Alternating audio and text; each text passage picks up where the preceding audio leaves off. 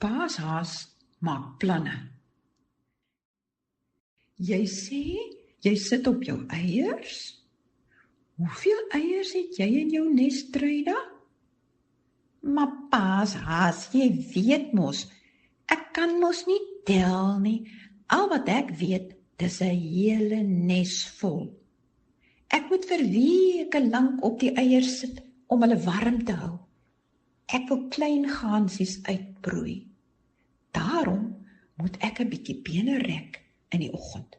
Mens raak styf van al die sit. Toe die son begin sak, hardloop Paashaas met 'n wye draai en hy gaan sit 'n hele eind verder agter 'n graspol waar hy die bos kan sien. Die bos waar Truida se nes dalk is.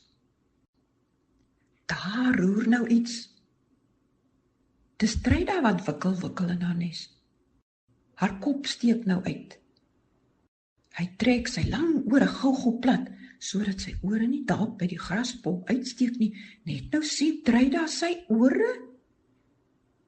Hy loer versigtig om die kant van die graspol, net sy snoet en sy oë steek uit. Hy sien Truida